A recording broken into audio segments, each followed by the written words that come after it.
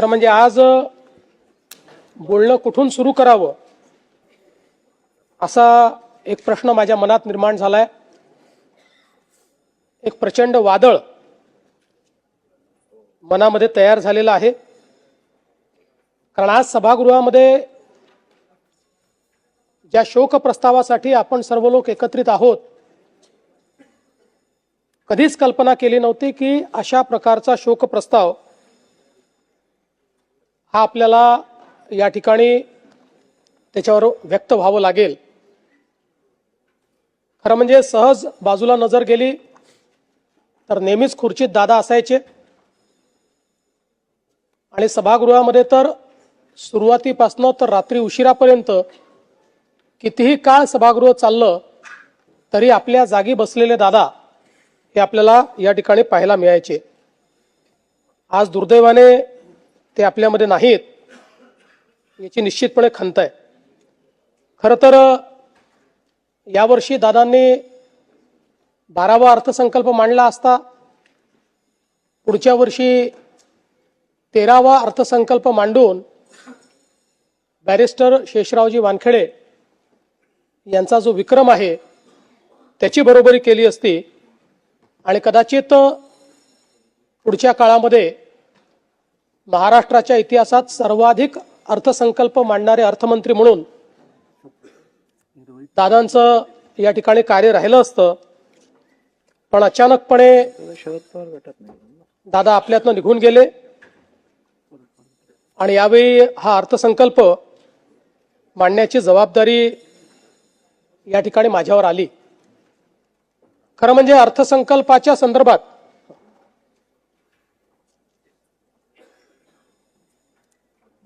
आपल्या सर्वांनाच कल्पना आहे की कठोर निर्णय घ्यायचे असतील तर ते घ्यायला कधीही मागे पुढे न पाहणारे अजितदादा होते। पण त्याच वेळी वित्त विभागाने लाडकी बहीण योजनेचा भार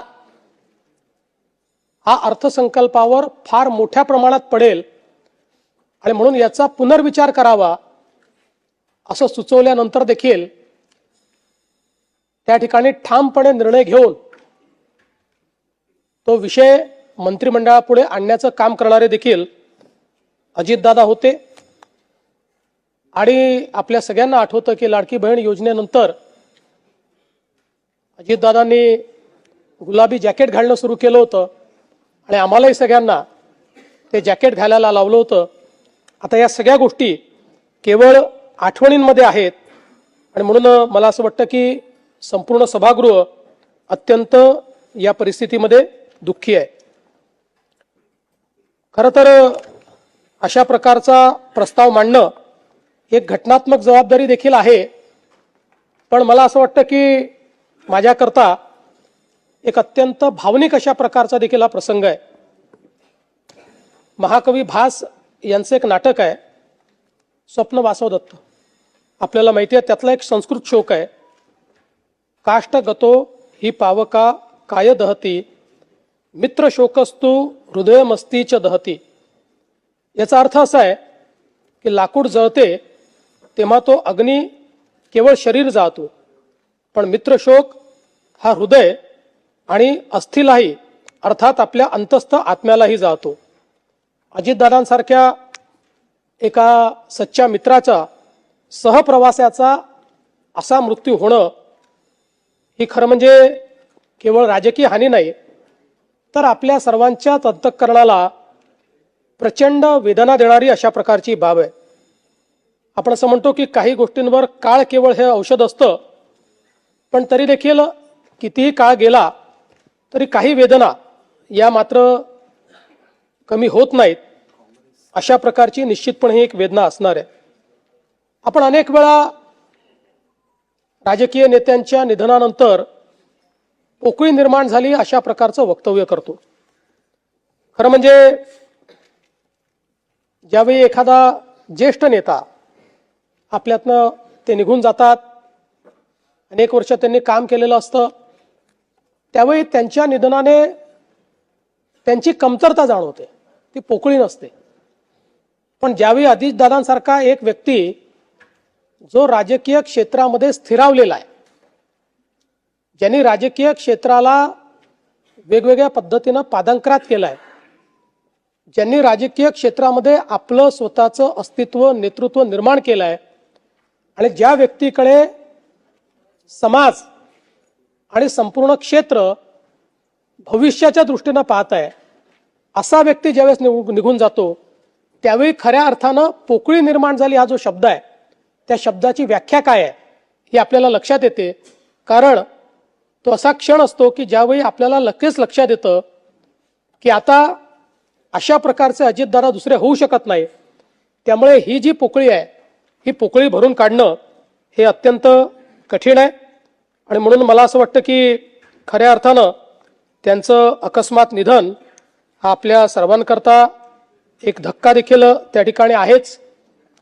खरं म्हणजे मंत्रिमंडळाच्या बैठकांमध्ये, जनतेमध्ये जात असताना, प्रसार माध्यमांमध्ये, जाहीर कार्यक्रमांमध्ये, अधिवेशन चालू झाल्यानंतर अजितदादांचं अस्तित्व हे सगळीकडे ठळकपणे जाणवायचं. कारण आपल्याला कल्पना आहे की प्रत्येक गोष्ट ही शिस्तीत झाली पाहिजे अशा पद्धतीनं सातत्याने अजितदादांचं त्या ठिकाणी म्हणणं असायचं. आणि सकाळी 6 वाजल्यापासून काम करणारा नेता अशा पद्धतीनं त्यांची ख्याती होती. कार्यमग्नता जीवन व्हावे, मृत्यू हीच विश्रांती, हे काव्यवचन खरं म्हणजे अजितदादांच्या जीवनाकडे आपण बघितलं तर आपल्याला ते सत्य वाटतं. कारण अखंड जीवनामध्ये कार्यमग्न असलेले अजितदादा, प्रत्येक क्षणाचा नीट उपयोग करणारे अजितदादा, कुठलीही गोष्ट नियोजन केल्याशिवाय न करणारे अजितदादा, या सगळ्या गोष्टी मला असं वाटतं की राजकारणामध्ये खूप विरळ आपल्याला पाहायला मिळतात. खरं तर त्यांचा आणि आमचा दोघांचाही जन्म 22 जुलैचा. दादा माझ्यापेक्षा 11 वर्ष मोठे होते, खऱ्या अर्थानं माझे दादाच होते. आणि मला असं वाटतं की गेल्या आपली माणसं आपला देश पाहत रहा जनादेश.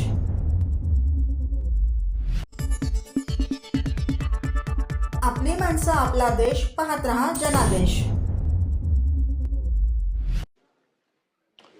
आज अधिवेशनाच्या विधिमंडळाच्या अर्थसंकल्पीय अधिवेशनाचा पहिला दिवस आहे.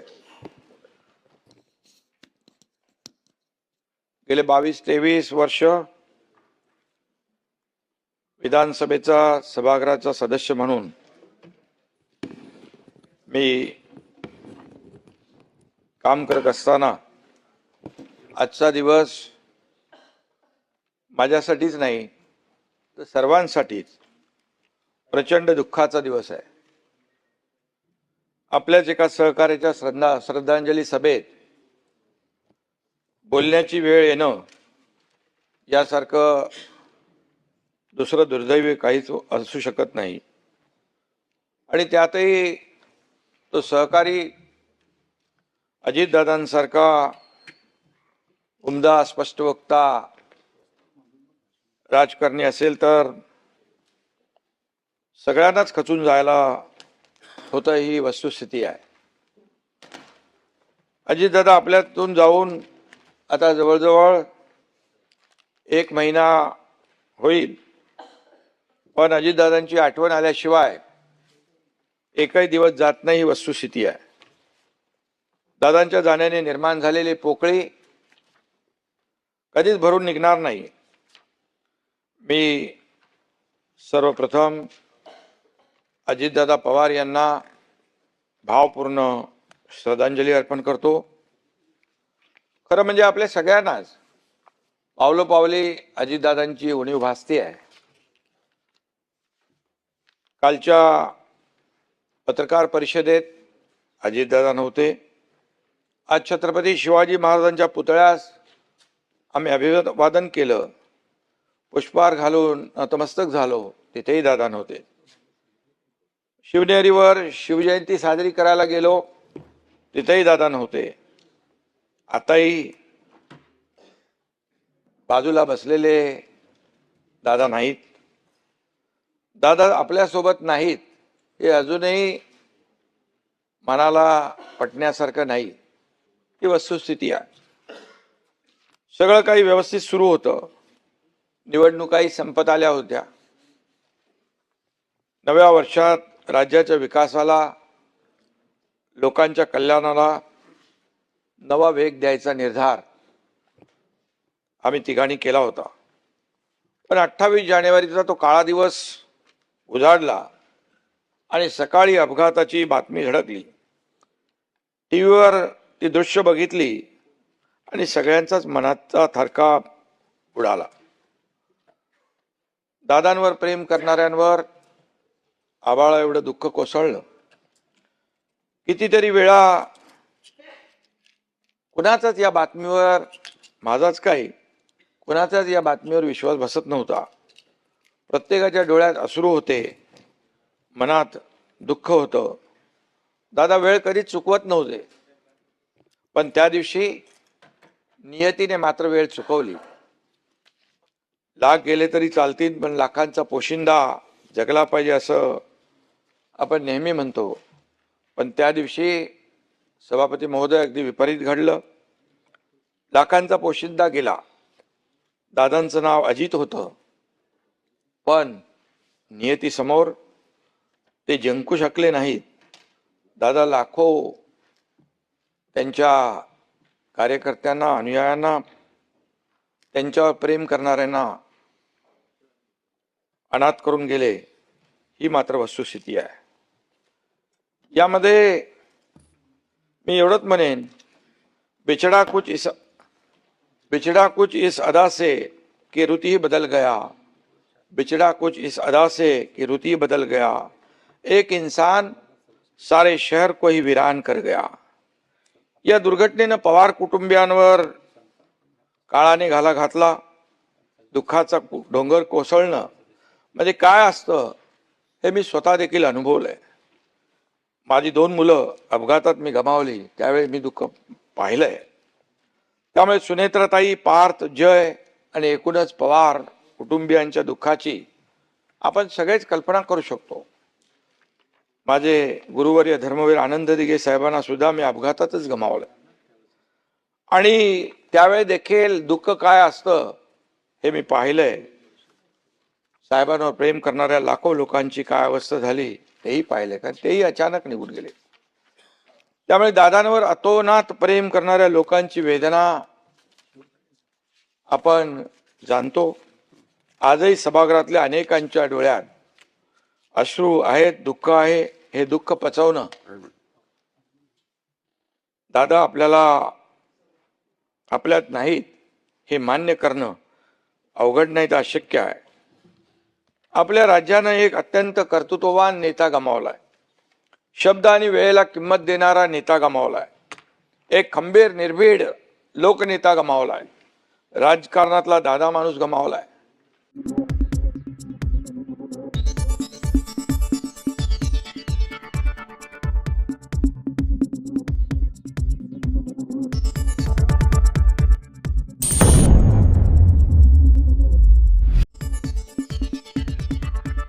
आपली माणसं, आपला देश, पाहत रहा जनादेश.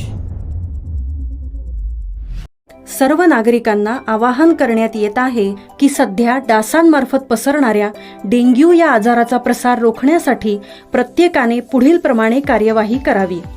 डेंग्यू आजार एडिस इजिप्ती हा डास चावल्याने होतो.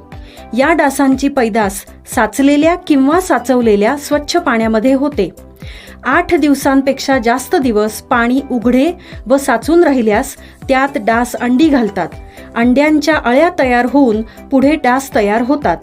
यासाठी आपल्या घरातील पाणी साठे, उदाहरणार्थ बॅरल्स, पिंपे, टाक्या, हौद, रांजणे इत्यादी दर आठवड्याला रिकामे करून घासून पुसून कोरडे करून पुन्हा भरावे.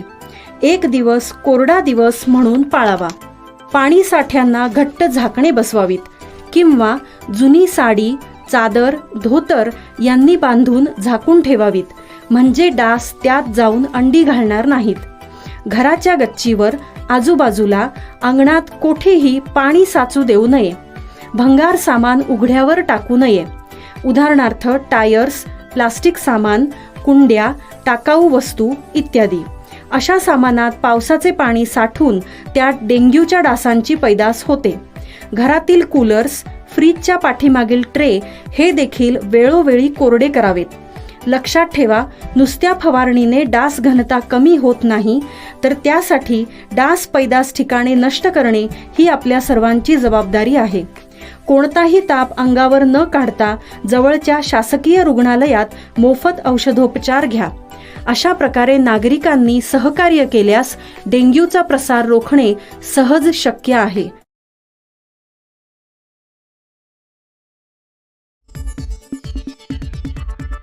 आपली माणसं, आपला देश, पाहत रहा जनादेश. ठाणे महानगरपालिकेचे सभागृह नेता आणि विरोधी पक्षनेता यांची निवड.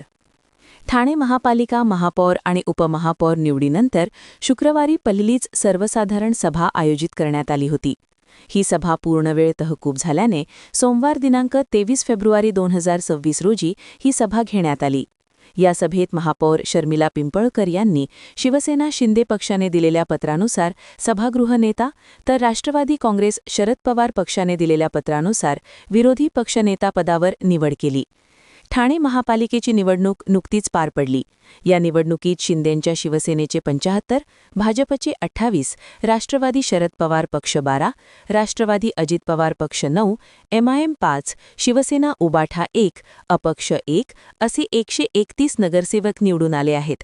या निवडणूक निकालानंतर 3 फेब्रुवारी रोजी झालेल्या पालिकेच्या विशेष सर्वसाधारण सभेत शिवसेना शिंदे गट पक्षाच्या नगरसेविका शर्मिला पिंपळकर यांची महापौरपदी, तर भाजपचे नगरसेवक कृष्णा पाटील यांची उपमहापौरपदी निवड करण्यात आली.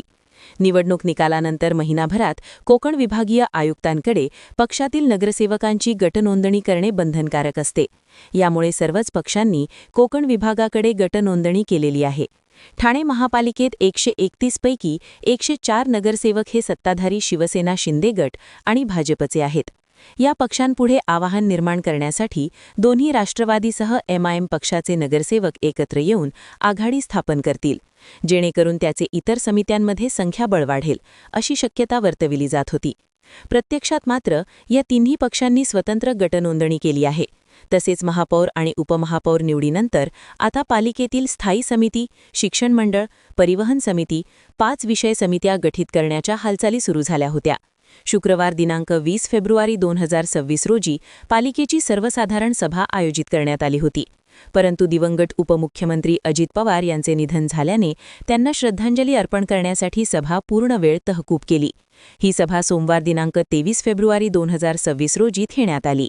या सभेत महापौर शर्मिला पिंपळकर यांनी शिवसेना शिंदे पक्षाने दिलेल्या पत्रानुसार सभागृह नेतापदावर हनुमंत जगदाळे यांची, तर राष्ट्रवादी शरद पवार पक्षाने दिलेल्या पत्रानुसार विरोधी पक्षनेता शानू पठाण यांची पदावर निवड केली. ब्युरो रिपोर्ट, जनादेश. आपली माणसं, आपला देश, पाहत रहा जनादेश. सर्वसाधारण सभेत शिंदेगड आणि भाजप आमने सामने. ठाणे महापालिका निवडणुकीनंतर सोमवार दिनांक 23 फेब्रुवारी 2026 रोजी झालेल्या पहिल्याच सर्वसाधारण सभेत सत्ताधारी शिवसेना शिंदे गट आणि भाजपचे नगरसेवक आमनेसामने आल्याचे चित्र दिसून आले. प्रशासकीय काळातील कामकाजासंदर्भात उपस्थित केलेले प्रश्न आणि लक्षवेधी घेण्याऐवजी थेट विषयपत्रिकेला सुरुवात करून त्यास मंजुरी देत सभा विसर्जित केल्याने भाजपसह शरद पवार पक्षाचे नगरसेवक आक्रमक झाले. विषयपत्रिका सुरू असतानाच उपमहापौर कृष्णा पाटील यांनी व्यासपीठावरून खाली उतरून सत्ताधारी शिवसेनेला जाब विचारण्याचा प्रयत्न केला. यावेळी शिंदेसेना आणि भाजप नगरसेवकांमध्ये शाब्दिक वादही झाल्याने सभागृहात काही काळ गोंधळाचे वातावरण होते. ठाणे महापालिका महापौर आणि उपमहापौर निवडीनंतर शुक्रवारी पहिलीच सर्वसाधारण सभा आयोजित करण्यात आली होती. ही सभा पूर्णवेळ तहकूब झाल्याने सोमवार दिनांक 23 फेब्रुवारी 2026 रोजी ही सभा घेण्यात आली. या सभेत महापौर शर्मिला पिंपळकर यांनी शिवसेना शिंदे पक्षाने दिलेल्या पत्रानुसार सभागृह नेतापदावर हनुमंत जगदाळे यांची, तर राष्ट्रवादी काँग्रेस शरद पवार पक्षाने दिलेल्या पत्रानुसार विरोधी पक्षनेता अशरफ शानू पठाण यांची पदावर निवड केली. या निवडीपर्यंत सुरळीतपणे सुरू असलेल्या सभेतील चित्र अचानक पलटले आणि सभागृहात गोंधळाची स्थिती निर्माण झाली. नौपाड्यातील भाजप नगरसेविका मृणाल पेंडसे, नगरसेविका नम्रता कोळी आणि राष्ट्रवादी काँग्रेस शरद पवार पक्षाचे नगरसेवक सुधीर भगत यांनी गेल्या 3 वर्षांच्या प्रशासकीय काळासंदर्भात विचारलेले प्रश्न आणि लक्षवेधीची सूचना वाचून दाखविण्याची मागणी केली. मात्र प्रशासनाकडून त्यावर कोणतेच उत्तर देण्यात येत नव्हते. याउलट प्रशासनाकडून विषयपत्रिकेला सुरुवात करण्यात येत होती. त्यास भाजप आणि शरद पवार गटाने विरोध केला. पण सत्ताधारी शिवसेनेच्या नगरसेवकांकडूनही हा विषय पुढे रेटून नेण्याचा प्रयत्न झाला. अखेर शर्मिला पिंपळोळकर यांनी सर्व समित्या गठीत झाल्यानंतर सर्व प्रश्नोत्तरे आणि लक्षवेधी घेण्यात येईल असे सांगत विषयपत्रिका घेण्याचे निर्देश दिले. त्यानुसार प्रशासनाने विषयपत्रिका सुरू करताच भाजपसह शरद पवार पक्षाचे नगरसेवक आक्रमक झाले. विषयपत्रिका सुरू असतानाच उपमहापौर कृष्णा पाटील यांनी व्यासपीठावरून खाली उतरून सत्ताधारी शिवसेनेला जाब विचारण्याचा प्रयत्न केल्याने सभागृहात काही काळ गोंधळाचे वातावरण होते. पुढील सभेत बोलू दिले नाही तर उपमहापौर पदाचा राजीनामा देईन असा इशारा पाटील यांनी दिला. ब्युरो रिपोर्ट, जनादेश.